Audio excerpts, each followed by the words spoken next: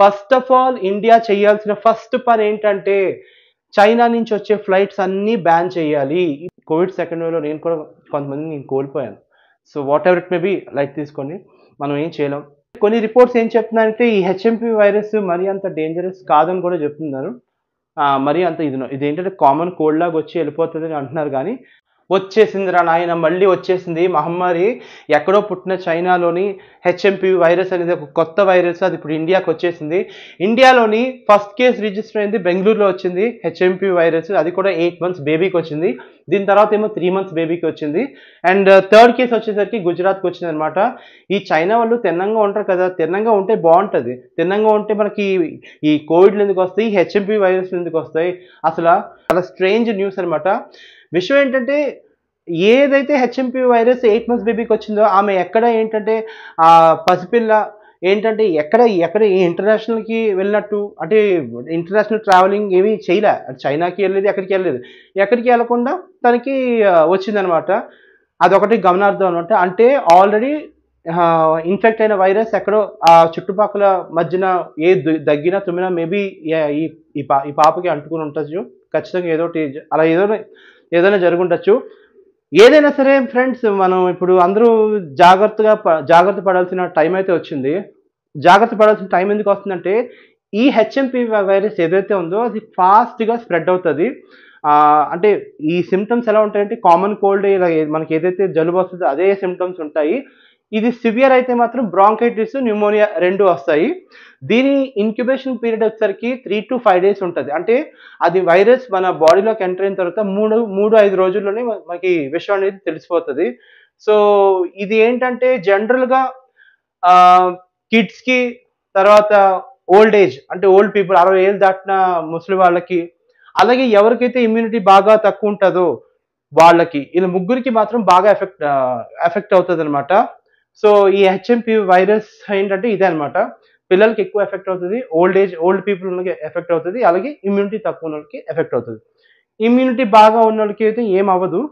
ఒకవేళ ఇమ్యూనిటీ ఉన్న వాళ్ళకి బాగా సోకినా వాళ్ళకి అంత ఎఫెక్ట్ చూపించకపోయినా వాళ్ళలో ఏంటంటే ఆల్రెడీ వైరస్ ఉంటుంది కాబట్టి ఒకవేళ ఇమ్యూనిటీ తక్కువ ఉన్న వాళ్ళు కానీ, పిల్లలు కానీ, లేకపోతే పెద్దవాళ్ళు కానీ వీళ్ళతో మాట్లాడినప్పుడు ఈ లెవెల్ తగ్గినప్పుడు మేబీ రావచ్చు. సో ఇది చాలా ఫాస్ట్గా స్ప్రెడ్ అవుతుంది. ఈ వైరస్ ఏదైతే ఉందో చాలా ఫాస్ట్గా స్ప్రెడ్ అనేది అవుతుంది.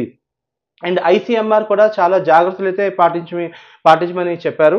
అండ్ ముంబైకి ఆల్రెడీ లాక్డౌన్ స్టార్ట్ అయిపోయింది. అక్కడ ముంబైలో ఆల్రెడీ అయితే లాక్డౌన్ స్టార్ట్ అయిపోయింది ఈ హెచ్ఎంపీ వైరస్ వల్ల అనమాట. ఎందుకంటే ఇది ఇప్పుడు ఫెస్టివల్ సీజన్ ఫ్రెండ్స్. అది తెలుగు స్టేట్స్ అవ్వచ్చు, తెలంగాణ స్టేట్స్ అవ్వచ్చు, ఇంకెక్కడైనా అవ్వచ్చు. ఫెస్టివల్ సీజన్ కాబట్టి ఈ సీజన్లో ఏంటంటే అందరూ జనాలు బయట తిరుగుతారు కాబట్టి సో ఎక్కువగా ఫాస్ట్గా స్ప్రెడ్ అయ్యే ఛాన్స్ అయితే ఉంది. బట్ ఛాన్స్ కాదు, ఖచ్చితంగా ఫాస్ట్గా స్ప్రెడ్ అవుతుంది. కాకపోతే ఇది డేంజర్ కాదా అనేది మనకు తెలీదు.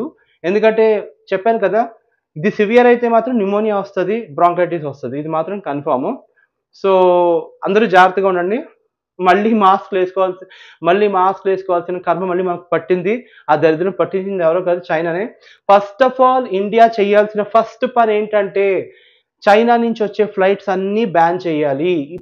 ఇది కానీ బ్యాన్ చేయకపోతే ఇది డేంజరస్ వైరస్ కాదు కానీ ఇప్పుడు కానీ బ్యాన్ చేయకపోతే చైనా ఫ్లైట్స్ మాత్రం అలౌ చేస్తే ఖచ్చితంగా ఇండియాకి చాలా, అసలు మామూలుగానే మన పాపులేషన్ 132 కోట్లు, చైనా తర్వాత మంది ఎక్కువ.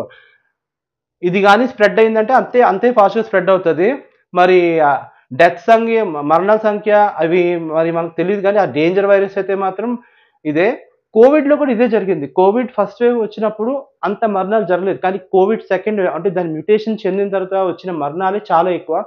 చాలా మంది కోవిడ్లో చనిపోయారు. Many people died due to second wave Covid. అంత డేంజరస్ కోవిడ్. తర్వాత కోవిడ్ థర్డ్ వేవ్ కూడా వచ్చింది. అలాగా ఈ హెచ్ఎంపీ వైరస్ ఫస్ట్ వేవ్ నాకు తెలిసి ఒకవేళ వచ్చినా అంత ఎఫెక్ట్ చూపించకపోయినా దీని యొక్క మ్యూటేషన్ మార్చుకొని సెకండ్ వేవ్కి వెళ్ళిందా అంతే. ఇంకా అబ్బో ఆ ఏడుపులు మనం చూడలేం ఫ్రెండ్స్. మళ్ళీ మన సొంతల్ని కాపాడుకోవడం చాలా, అది నాకు కొంచెం బాధగా వస్తుంది కాబట్టి ఏడుపు కానీ ఏడవట్లేదు అంతే తేడా. ఎందుకంటే కోవిడ్ సెకండ్ వేవ్‌లో నేను కూడా కొంతమందిని నేను కోల్పోయాను. So what ever it may be light తీసుకోండి. మనం ఏం చేయలేం.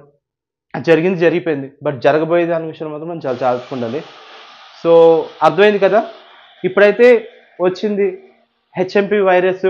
డేంజరస్ వైరసా కాదా మాకు తెలియదు, కానీ హెచ్ఎంపి వైరస్ అయితే వచ్చింది. ఇప్పుడు థర్డ్ కేసు అయితే వచ్చింది గుజరాత్లోని. జాగ్రత్తగా ఉండండి, మాస్క్ వేసుకోండి, శానిటైజర్లు మళ్ళీ వాడే వస్తుంది, రాకూడదని కోరుకుందాం. అండ్ కొన్ని రిపోర్ట్స్ ఏం చెప్తున్నాయంటే ఈ హెచ్ఎంపి వైరస్ మరీ అంత డేంజరస్ కాదని కూడా చెప్తున్నారు.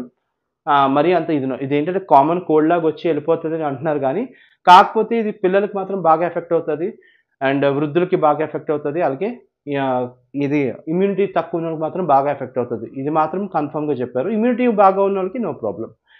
సో ఎంత బాగున్నా సరే మీ హెల్త్ మీరు చూసుకోండి, మంచి ఫుడ్ అయితే తీసుకోండి. ఆ రోజులు ఆ చీకటి రోజులు మళ్ళీ రాకూడదని మనం కోరుకుందాం. Thanks for watching my channel.